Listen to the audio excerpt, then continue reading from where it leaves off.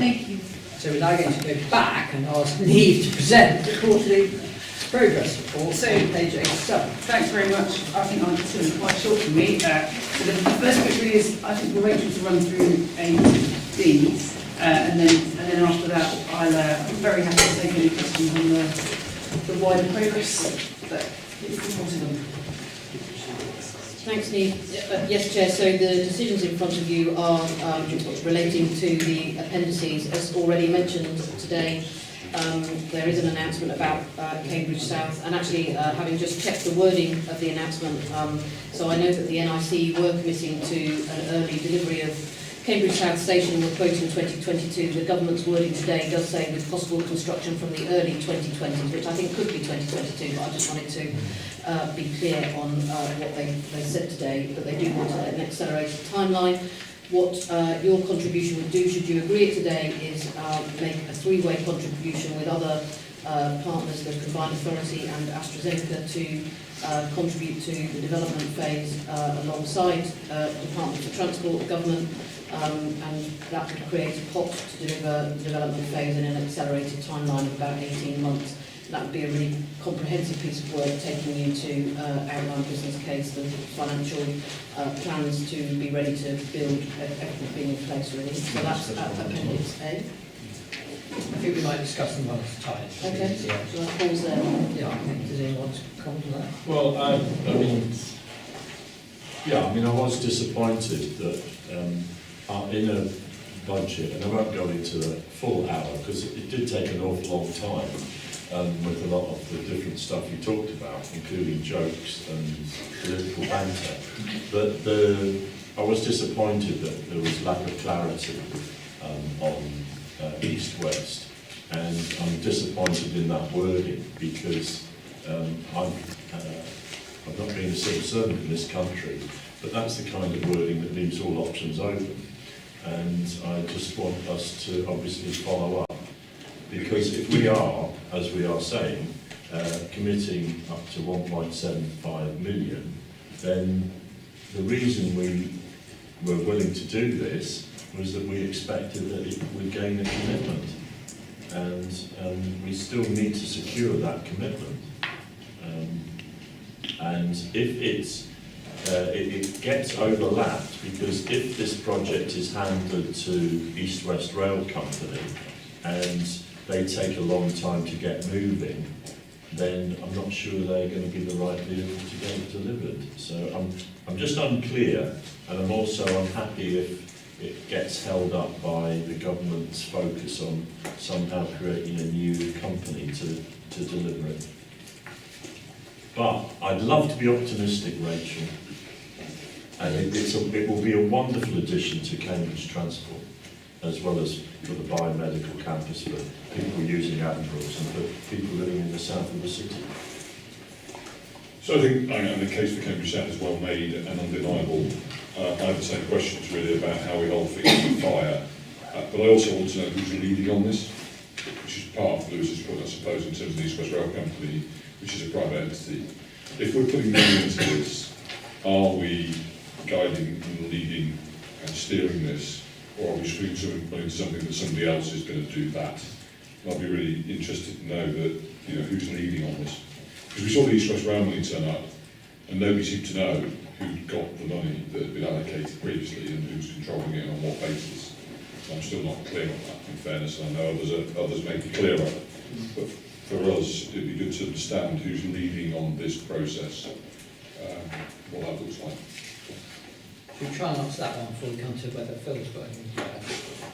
So the Department for Transport will lead on this development phase, which will then answer all of those other questions about how it's going to be delivered, and they're really clear that we have a heads of terms to be agreed with them about, which is a pretty much a legal agreement about how we're all contributing towards that, and it was subject to today's decisions to sign that, and then that will move forward on that basis. So we will have a legal binding agreement about how we're working with them to do that.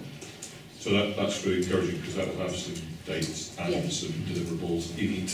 Having gone through the Ely North proposition, which is a similar proposition about accelerating the delivery of an intervention, it's really important to do that. And then we hold them to a control period.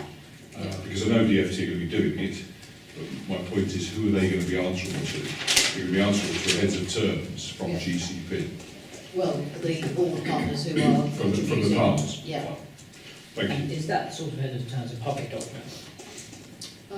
No, I don't think, I mean, that's for the parties who are contributing funding to sign to agree. But I'm sure there are elements that I can look at and to give you that. Probably freedom of information. I'm not sure it's a legal agreement, but that would be okay. That was my question, I'm reassured.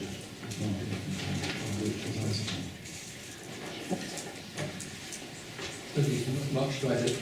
I understand the issues about, and I think one of the things that I'm thinking of actually is about the Cambridge South Station sit separate from East Wales. I think it does, but I think we do need some clarity because we don't know all the details. But, my understanding in respect of the possible company that could be set up would be East West Rail in conjunction with Oxfordshire, Buckinghamshire, Central Beds, Milton Keynes, etc., across the whole corridor. So I think that would be a separate company outside of Cambridge South Station, but I think we do need some clarity, and I don't think we've got it, and neither most of us had the time to digest what was been announced today. So I think there is some work for Rachel to take away with Chris to identify exactly who has responsibility. When it comes to actually going back to Cambridge South Station, if it's the Department of Transport, they will want, I think, a lead.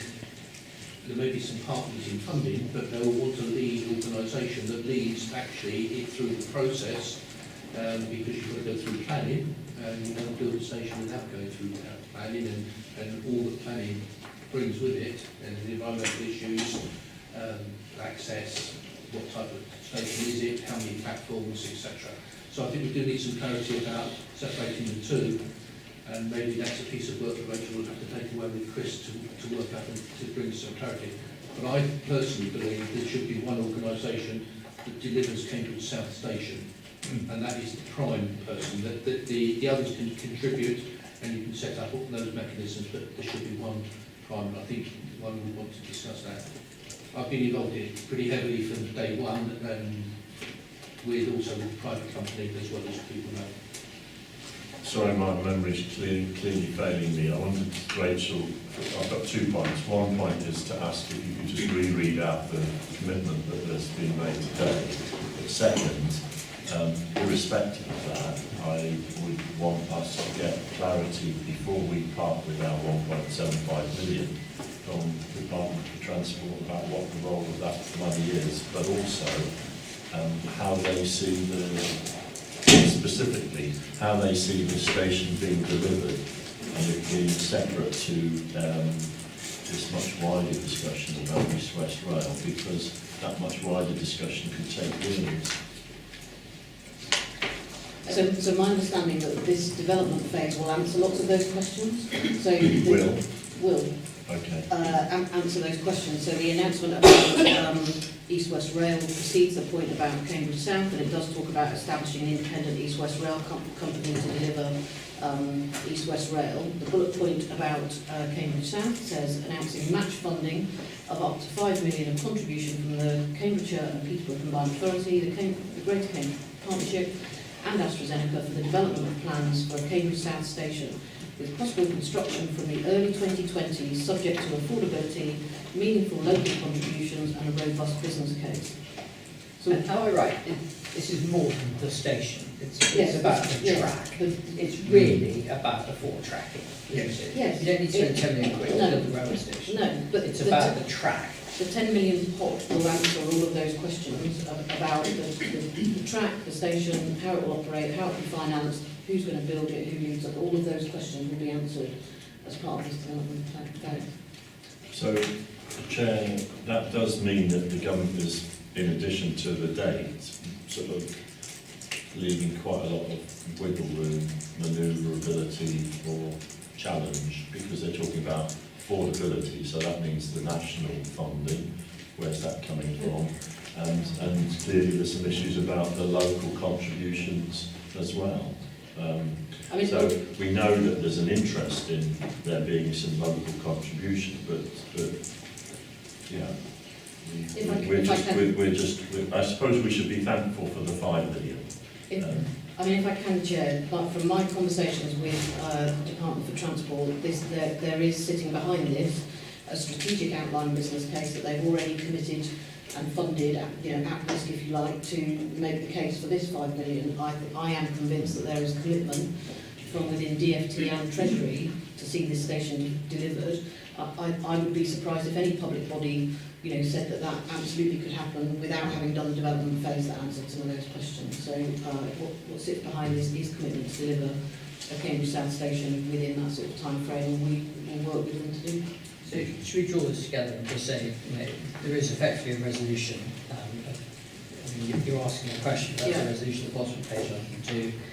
Are we ready to vote on that? I would be happy to vote in favour of that. Yeah. Well, I did think it was important that we talked it through. And I think we'll be minusing some of those points of concern.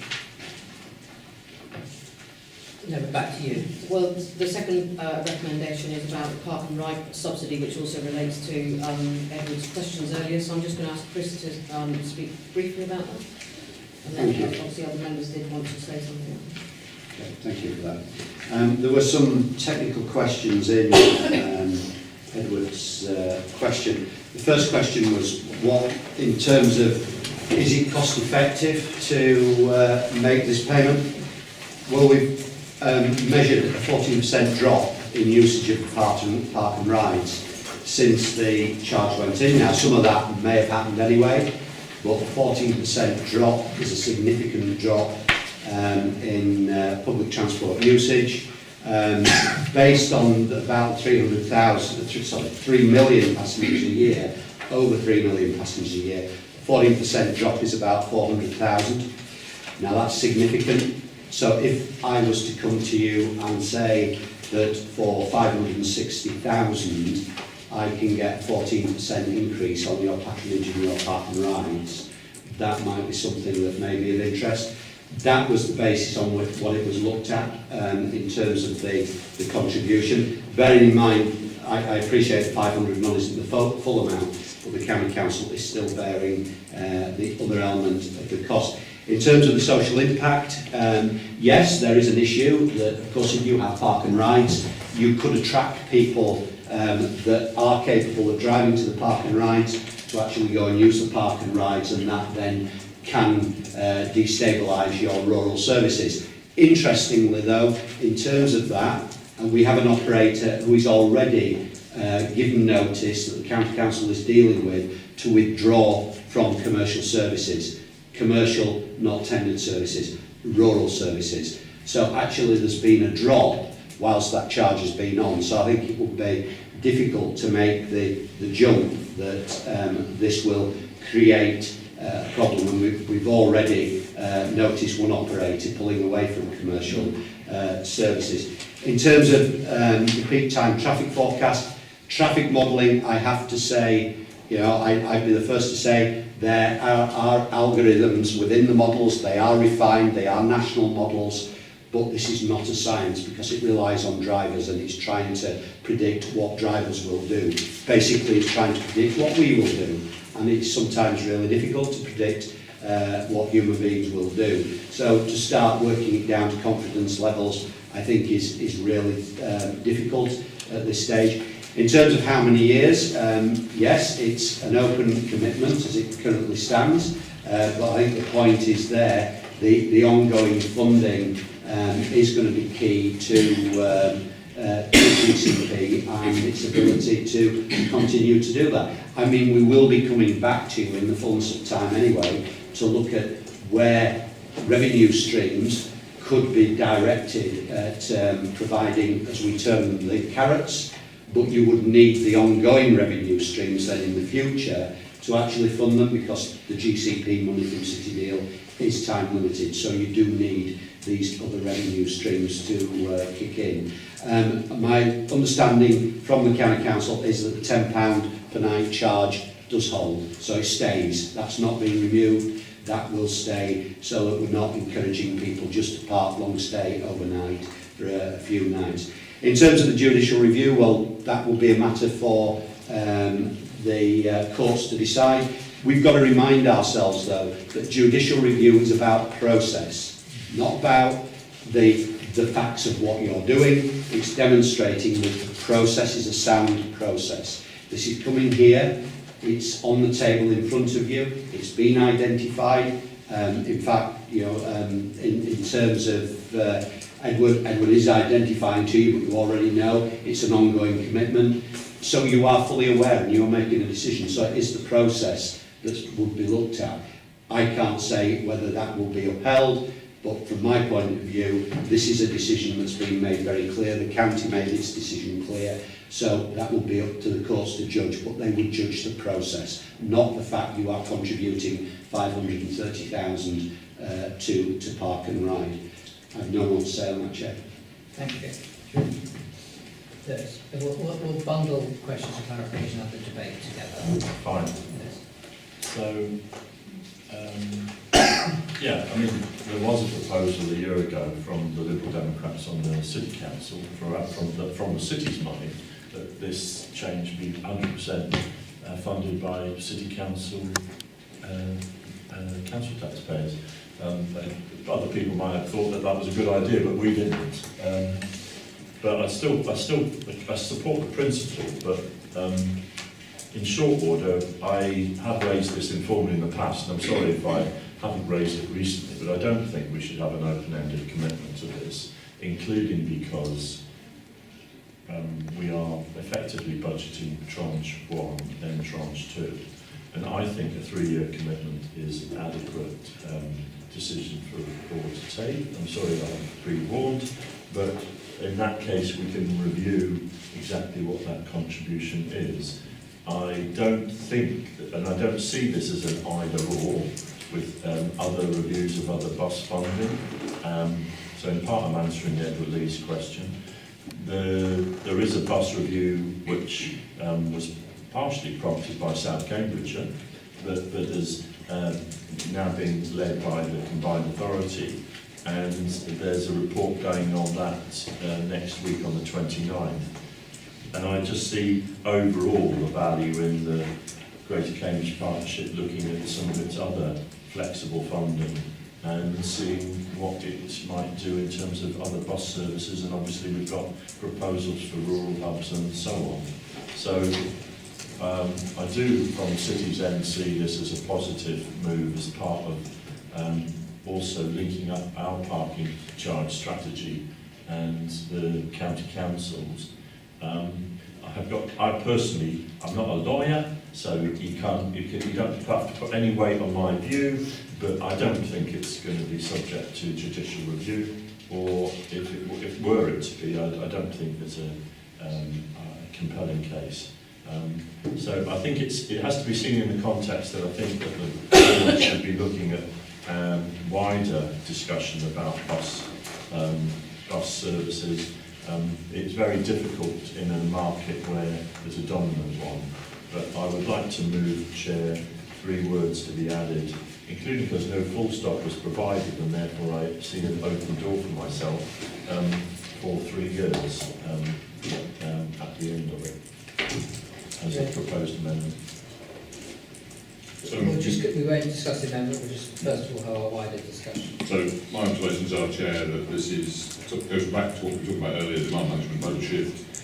I wouldn't disagree with the provision on a 3-year basis, given that it needs to prove itself, but it's part of the wider intervention. So the first carrot, I take it back to what the General Assembly said, which is we've got to move in that direction.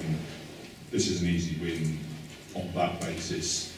Therefore, let's move in that direction. So for me, it's much part of a much wider. It cannot be seen in isolation.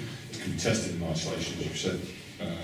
But the reality is, it's part of a much wider proposition to move to a proposal where we have and rely upon parking as a significant part of the solution. I agree with him. Mark's hit the nail on the head. You've got to start with the supply before you start hitting the demand, and this is part of that.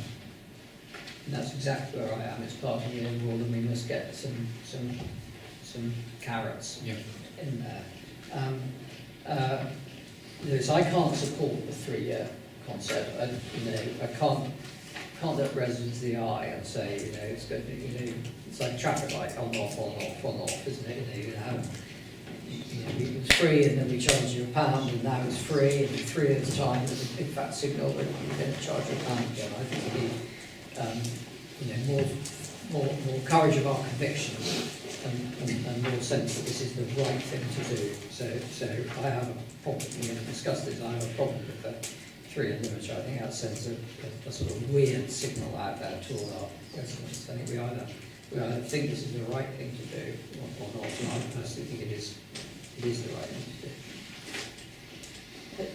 I don't know whether Chris Manning wants to say anything, but any financial decision that you take is going to be subject to whether you get continued funding anyway. So you don't need to say it explicitly. It is inherent within that funding decision.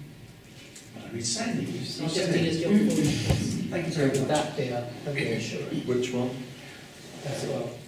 Well, So it's implicit within it that if you can stop it at any point, and if you didn't get the funding, it would stop. So that's why there was when we discussed it, we were not of the view that we needed to say that and limit it, because there would be a natural constraint should funding cease for the city doing funding anyway.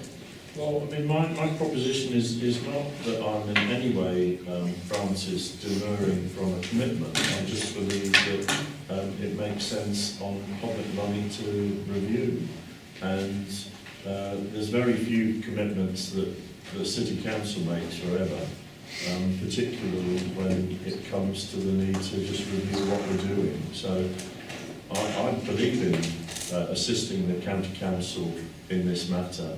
And I'm not precluding voting to extend it later on. I just will move this amendment because I mean, in the way that we're managing our funds, I think it's prudent to, on a number of particularly revenue aspects where this is an ongoing commitment, to review it.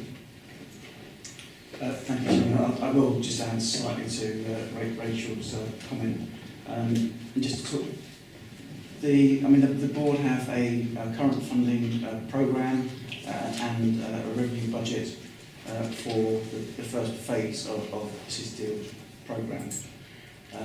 By its nature, as well as obviously the funding coming another tranche, it's incumbent upon the board to review at a point leading into phase 2 to look at all of its resources, not just the funding of any support around Carpen, but everything it does in terms of its capital programme and its revenue programme. So you will be undertaking a fundamental review of your resource available and the allocation of those resources before you move into phase 2, and that would be the appropriate time. Which will be at the end of 2021. Yeah. It will happen irrespective of whether you put a time limit on the amendment. So it's going to happen as a matter of course anyway. It's up to you whether you want to formally put a time limit on it. So if we minute what happens, if we minute what Mr. Manning, Chris has said. Well, and that, no, I prefer to be clearer, and that as part of the financial planning at the end of the 5-year period, as of March 2021, that a fresh further decision be made on continuing the funding at that point, if that meets you anyway. That's fine. sorry, So rather than, well, I'm just being more precise. So from 1st of April 2018 to the end of tranche 1, which is 31st of March 2021. I think the gateway at the moment Yeah. is still 2020. Yeah. That's Oh. the problem. It's the financial year 1920. All right. So that was 2 years. All right, then I'll finish. can I say something? I think one of the issues is that there needs to be a review. I don't think that's not, in my view, not a discussion. There will need to be a review. The fundamental reason for that is the combined authority has this and has been part of the combined authority's move to do pollution, that bus responsibility will become the responsibility of the combined authority. So actually they are doing a study, and therefore I think at this stage, not knowing all the outcomes of the study that the combined authority have committed to and what that might come out of, because there are many things that they would wish to be part of that review, and I read that yesterday. I'm sure Lewis mentioned it as well. My issue is not to do a review, it's actually the time, which we will have to do it anyway, which I think is what Chris is saying, whether we like it or not. So my view is not to put X, a 3-year, 2-year, 1-year stop on it, but we will have to review anyway. So I'm afraid I can see nothing wrong with the recommendation that is here on the paper at this moment in time, bearing in mind that things will change with the combined authority become responsible for the bus services within this county, which will include, I think, the Greater Cambridgeshire Partnership in the city. So I think it is a bit of a move. I'm sorry to delay everybody, but I do take this view about spending money back at the ranch and here, and I'm not willing to support just an open commitment. So I would still want to, sorry, I'm also making it difficult for people taking notes amongst others. So from 1st of April 2018 and review at the end of tranche 1.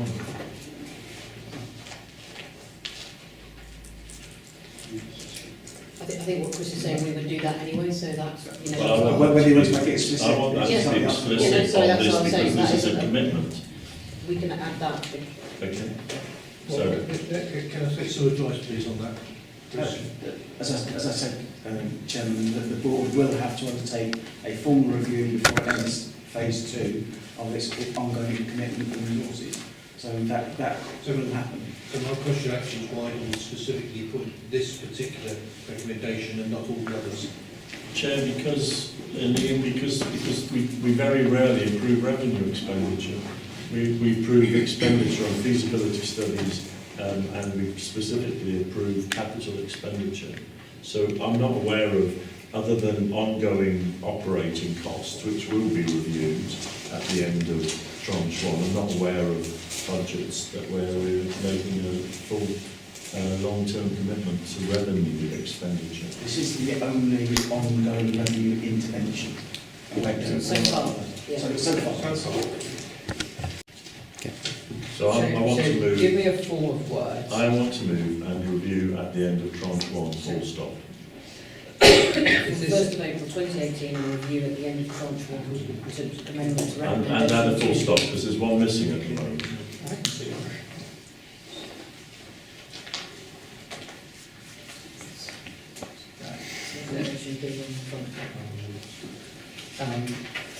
Are you happy that tranche 1 is a phrase that you understand? Yeah.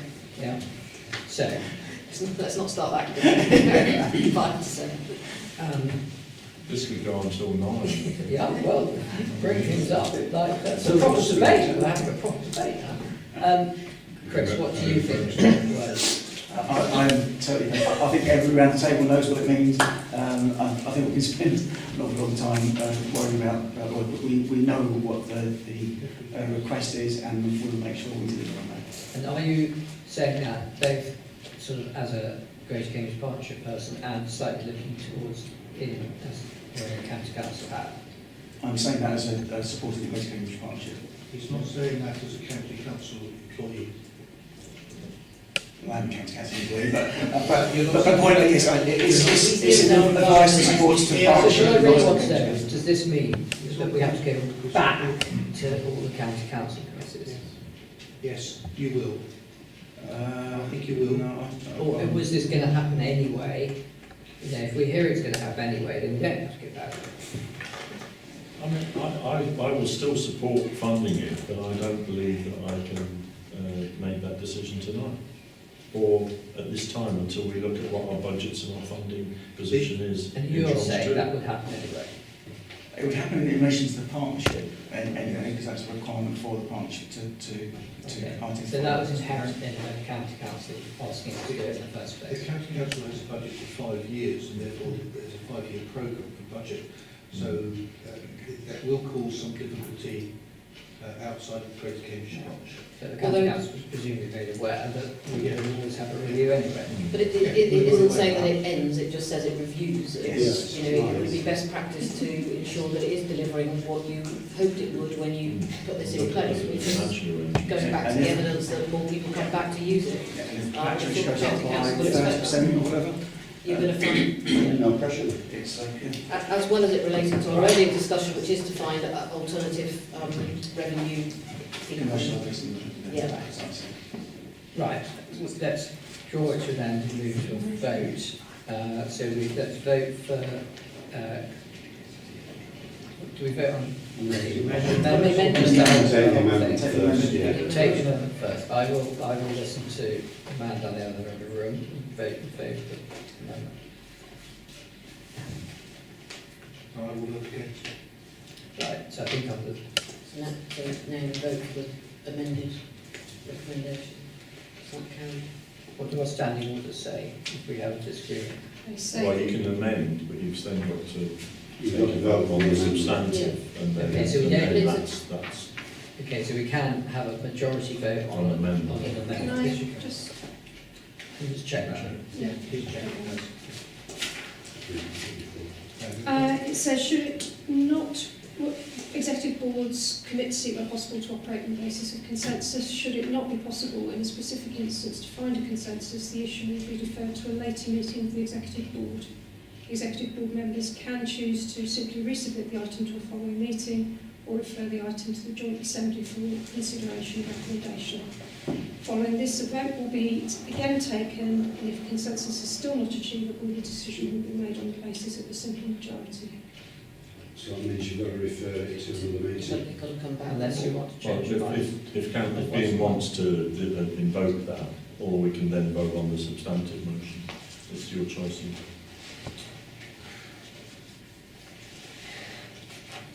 Can I have 5 minutes outside, kids, with my... Yeah. Order. That was a dress rehearsal. Can you rewind the tape? I'm going to dress rehearsal. I'm going to have a vote again. Do I need to read that out? We're going to vote on the amendment. I vote in favour. Right. Now we'll vote on the substantive motion. Right, Gertman's change. Gosh, lost my train of thought. So go to so you'll see in your papers under Appendix 4 that we asked Highways England to do some work as to whether there was some shorter term improvements that we could make to Girton Interchange to allow some of the movements that many people have been arguing for some time, which is effectively that you could have movements if you were, I need to just get this right, that you were coming from west to east and being able to go south. The letter explains why that isn't possible, and we have agreed, therefore, I'm giving you a very good summary of this, but we've agreed that we need to make the case for an all movements Girton interchange to be included in RIS 2, which is the roads investment strategy, and the period for RIS 2 is 2020 to 2025. Consultation will be happening on that during the course of 2018, and we need to make the case that an all movements Girton interchange comes forward as part of the East-West Expressway, which again was included in the government's announcement today, a high-quality east-west road between Oxford and Cambridge, key elements of which will be built in the second roads investment strategy period from 2020 to 2025. So what we would like to do is commit to a study which enables us to prove the evidence that you need all movements Girton interchange. So we're asking you to commit up to 100,000 towards the cost of that study. And who does the study? An outside consultant? Commission the study with experts. Yeah. So in a sense, the Highways England is like the other side of the table. We and our consultants then put this in to Highways England. We don't want to just write a letter asking for it. We want Correct. to make a case that is backed by evidence and modelling and economic growth case that says why you need this to come forward. Should we have a discussion on this? Or agree. No, I fully support it, but obviously there's quite a lot of detail, including persuading Highways England not least with some of their correspondence, because But we are trying to persuade housing. I know we've got That's a long why way. it's to We've do- got a way to go Right, still. Right, I vote in favour. Okay. Sorry, I haven't voted in favour, I was just going to add something to what Rachel said. It is unaware that Highways England have set up a Oxford-Cambridge stakeholders group, which is meeting on the 15th of December, and I will be attending. I've been invited along. I think it's important actually to feed into, before I go on the 15th of December, please, something about content with the approach and the money, but I think we do need to actually press them. I think is what Lewis is saying, and we do need to work together and get that on their agenda as well. So I think before the 15th, thank you very much indeed. For the record, I think it would be sensible, has been discussion about East West Rail, that I am chairman of the central section of East West Rail for the records. Bennett has been mentioned in the previous debate. So just in that connection, I hope, Rachel, that we can do a good briefing. Obviously, Yeah. you can ask for it and get it from county officers as well. But Yeah. I just think part of it is strategic assessment of what are the right doors to push, because there is clearly the right doors include this because it's essential, but there's also sort of several things we've got to make a judgment about really how hard we push, because we won't get everything, but there's clearly opportunities of that dialogue, because they must be following up the National Infrastructure Commission's commitment to not just the route, but also making sure these are crossroads and not just bookends. And Right, are we happy to have a vote on this? Are we happy to sort it? Yes. Yeah. Are you happy to sort it? Yeah. Right, Cambridge Rail study, February 5. Yeah, Christian was just asking about... So this is a joint study that DFT are very keen to undertake. A £300,000, just short of £300,000 study that they are commissioning with Network Rail. They have been to talk to us and the County Council and the Combined Authority, and they would like the three of us to contribute half of it, which means we'd be contributing £50,000. This is looking at the areas bounded by Ely, Chippenham, going down to Meldreth and then to Stansted North. So it's covering a number of stations: Shelford, Whittlesford, Foxton, Sheppereth. What they're looking to do is a baseline study of everything that is there and usage. They are predicting Cambridge Station, the usage is going to grow phenomenally over the next few years. They're talking in excess of 100,000 a year on the current 1.1 million. So they're looking at the baseline, Cambridge Station, yeah. 12 million journeys a year. Yeah, it took, he'll True. finish it. Okay. So they're looking at the proposals on what the needs are in all the issues that are going to arise that we are aware of. So they will then take what we've currently got, what we need to facilitate, and look at the difference between the two and identify the additional needs. So at this moment in time, they haven't actually got any thoughts on what the requirements will be. This will give us that. Okay. What's the area you said they're looking at? So the area is going down Stansted North Junction, going over to the southwest, then that's south, going over to the southwest will be Meldreth, up to the north, which is Ely, and then over to the east is Chippenham. Could we just put those in the minutes, because they're not in the actual paper on Appendix 5? I think I heard... I think I heard Stansted, Yeah. Meldreth, Yes. Ely and Chippenham. Right.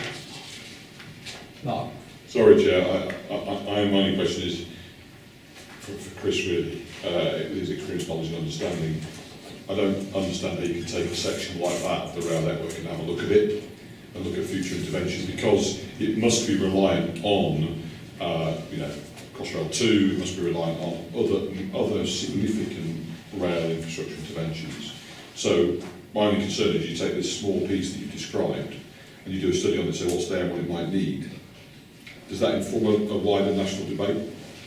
No, it informs the centre of all of this is on Cambridge Station itself, but what will be factored in is the increased frequencies of trains that will emanate as a result of Crossrail, if there are any there. It also takes on board the increased frequencies. I mean, in terms of Foxton, we know the frequencies are going to increase there with what's already in the pipeline. So they're already taking it in. The thing is, you've always got to chunk these things. You can't take the whole picture because it's just too big to deal with. So, I mean, this has come very much from DFT and Network Rail. Network Rail being the experts in that field. So, Thank you, Chris.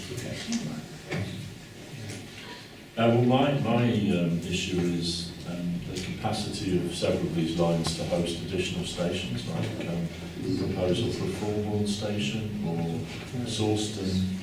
And I want to be clear that that includes that, because I just find Network Rail very resistant to new stations in the past. So does that affect your decision on whether you would or would not? I just want, no, I'll still support it, but I just believe that we, because of our focus on Greater Cambridge and the need to integrate with rail, I would want us, irrespective of this, if the answer is negative, to be supporting further study that looks at additional rail stations within our geography. Okay. Are you happy to take a vote on this? I support the recommendation, Mr. Chairman. I just want some My clarification. concern actually is about the area that is being studied, right down Norwich and Ipswich, Bury St Edmunds, etc. So my concern is not the money, my concern actually is the geographical area that is being studied and whether that is sufficient, okay, to capture what we would all wish, because we want things going to Norwich and Bury St Edmunds as much as we might want them going to Stansted. Okay. So that's my concern, not money. So it's very true. So if we vote on this resolution, I would have to support it. Yes. Yes, indeed. Yes. Just want we will, Okay. yeah, we will put that on, make sure that's on the table for additional stations. And also, I think, sorry, Chris, I think it needs to be what is the actual geographical area, because that may come back later on to haunt us if we don't get that area right. And the description of this study of the combined authority was about Cambridgeshire, so I'd be interested to know where the combined authority thinks this area covers. Well, that's the area that is covered. Can I suggest we ask Chris to contact the Department of Transport and seek some clarification? Right. Are you happy to? I'll see Ian, a copy. are you happy to vote in favour of this resolution without any amendments whatsoever, or are you proposing an amendment? No, I will. No, we vote support it against anyway. Support You it support anyway. it. Irrespective, Yes. I'll come back. Yes. but we may want to come back and do more. Right. Neve, we're back to you. Yeah, so I think, conscious of time, I guess if there are any sort of skill It's a questions. very risky thing for an officer to say. Is it? Very risky. Okay, right. All right. So we won't interrupt Neve, and we'll let Neve No, so- make her presentation. I wasn't proposing to make a specific presentation other than to say, in case that anyone picked it up, that we do say in the Western Orbital paper on page 53 that we will return it to this board in March, but it doesn't appear on the forward plan. That is an error and we'll fix it. Other than that, I didn't have anything specific to say, but I was looking for any questions that anyone might have from any Right, Mark, points of clarity. do you have any questions? We are effectively starting on page 88. Yeah. Nothing for me, Chair, thank you. Ian, you have no questions? There is no questions. Not there, no. So just on the affordable homes, presumably we're still, I mean, we've got the prospect that the local plan is going to, I mean, we're reasonably hopeful that the inspector's going to come back more clearly. We've had an interim response. The issue which I would wish to raise, including as Councillor Bridget Smith might raise it as well, is that there's still opportunities for what are called rural exception sites in South Cambridgeshire. So most of the affordable housing that has been listed here is in the city, but part of the purpose of this originally was to say that there are sites in South Cambridgeshire which could be approved but only for the purposes of affordable or key worker housing. So that 923 number is, Yeah. is the South Cambridge Yeah. number. So I'm still looking for, I mean, I just think there's an action point to discuss with Stephen Kelly and South Cambridgeshire, what the role is of rural exception sites. So Lewis, you're the portfolio holder for housing and Yep. strategic planning, and you raise this in your And I will, next working- yeah. working Put it group. in the- So we've got a further meeting in December. And perhaps the answer to that question that arises in your meeting in December could be put in the next progress update. Yeah. Right, Liz, do you have any other questions? We're going Yeah, keep moving. the whole,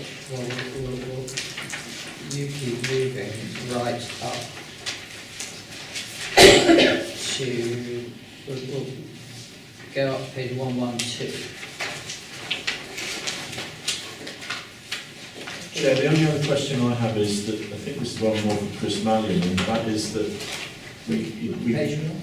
well, I'm actually hooking it onto 99, but it's just absent date, absent information, because, yes, this is an update, but when will we get a clearer picture about what is our core funding from government and the additional funding raised locally against our commitments? We've got the sort of annual spend for 17 million, but where's the table which shows what our commitment, total commitment is against budget?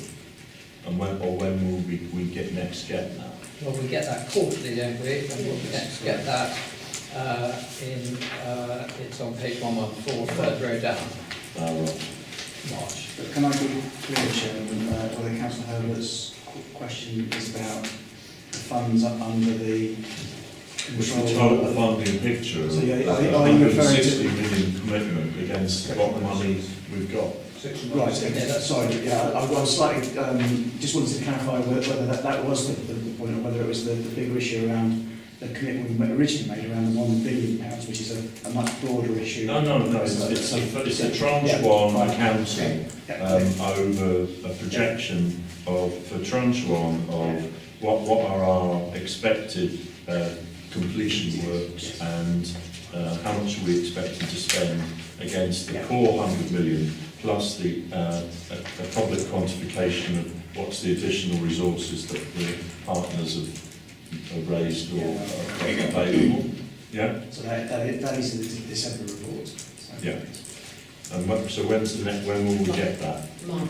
March. March. So if you turn to page 114, which is GCP report, Yeah. and you turn back to page 133, the heading is the Executive Board, 21st March 2018. Well, it says quarterly, but then my concept quarterly is Yeah. November and March are quite good as quarters. But So I think that is probably slightly confused in that the way that the meeting ran this year, that the word quarterly doesn't fit into that cycle. right. But it will after March. So can we just have a slightly fuller, not just a slightly, can we have a fuller financial analysis? Yes, we can. In that. That's the plan, I think, isn't it? Yeah. Thanks. Thanks, Jim. Do you have any more questions? No.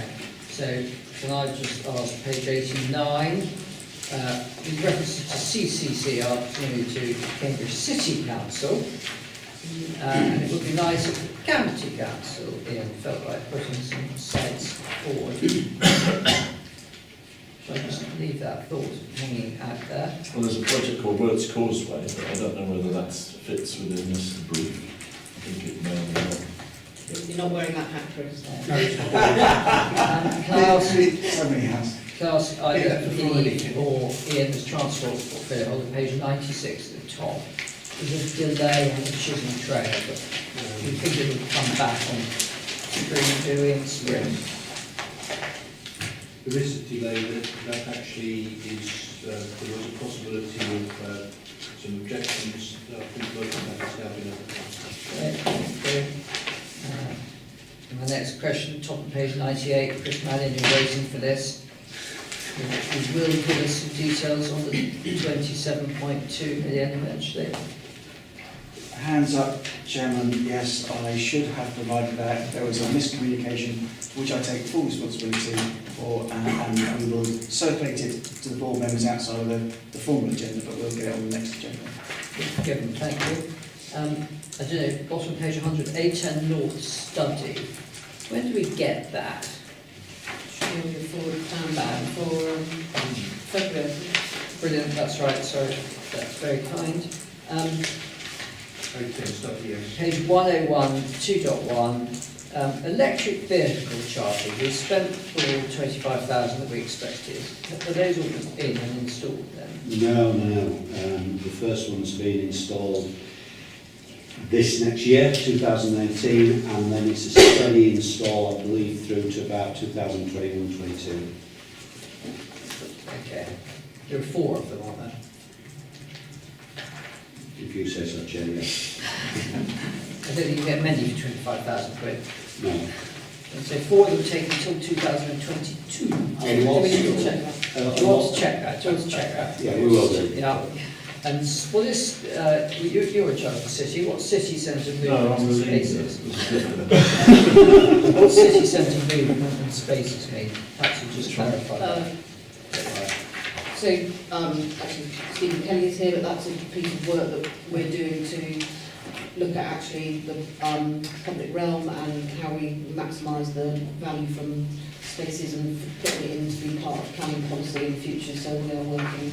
Is that a report, or is that just painted an opposite time? No, it's more of a study. I don't know if Stephen wants to say anything about it, but it's a study that can then be part of planning policy to be considered. So Is it something we can get published and see and read? it will eventually. Yes, it will be. Roughly when? Well, we're still in the process of refining a bit for consultants because it's actually designed to capture some of the other work that's also part of the programme. But we're expecting to be able to start producing outcomes early next year. So you'll bring it to the March board? We can certainly bring you an update of where we are in the project, and hopefully we're at the procurement phase at that point. Should have gone through the procurement No, so phase. the progress update in March, as an actual report, I think later on in the year. give me a month. June, if I was for some So preliminary. we'll put on a progress report for the board meeting on 5th of July. Give you bags of time. Brilliant, I've got no more, thank you. We've given Rachel you a good run around of your board plan on page 113. 114, 115, are there any other points anyone wants to raise on that? Now technically, we don't have any other business on our agenda, but we're going to add any other business to our agenda. That's very kind, Chair. I just most of the board will be aware that I am standing down for terminology I like to use from the LEP chair role on the 19th of December. So this will be my last public meeting of this board. I'd like to thank the board. I'd like to thank and note that the changes that were made, and I joined the board in October last year, and those changes were made jointly and separately, and there was not anything else to say on that, other than the changes were made and showed a step change in this organisation, and I can applaud the board and, of course, the executive for that, and I just want to make sure that observation is made by me. And then I will be continue to attend the meetings of GCP that are in the diary until the 9th of December, whatever they may be. But I'm aware there's no further public meeting, Chair, so I just want to record those thanks and that observation and let you know that the LEP will be considering its position on this board and what it might do to fulfil that obligation once I've stepped down. But the LEP board's meeting is on 19th of December, where it will consider that amongst many other things. Thank you. Right, you'll be sorely missed. It's been wonderful having you. You've been an amazing contributor, and we've completely valued two things really: your voice representing business, but your voice representing total common sense as well, which has been brilliant. And speaking as chairman, but speaking personally, I shall enormously miss working with you. I hope we will stay in touch. Generally, both personally, but as a group as well. Thank you, Chair. So thank you very much indeed for that. And we probably all want to say something as well. Well, I could also talk about wider issues, but yeah, I think it's it's been a pleasure working with you on this board, and obviously I hope that there's continues to be a role, if you want one, in the wider contribution, because I think you have kept us in touch with business views on this board, and also made a major contribution to the local enterprise partnership. So, thank you. Thank you. What to add, I think, actually, I think it was, the time you joined it, Mark, was a turning point, okay, for the board, and I think you've identified that turning point, and I think you're being part of that turning point, in turning what was, I think, something into what we now have. So I thank you for your contribution on this board, because in fact it has been done, and it's important for this area, Cambridge and South Cambs in particular, to have business representation, because business actually, at the end of the day, does actually drive a lot of the agenda in jobs and skills, and in fact I think contribution is being gratefully received. Thank you. Thank you. Thank you. All the best.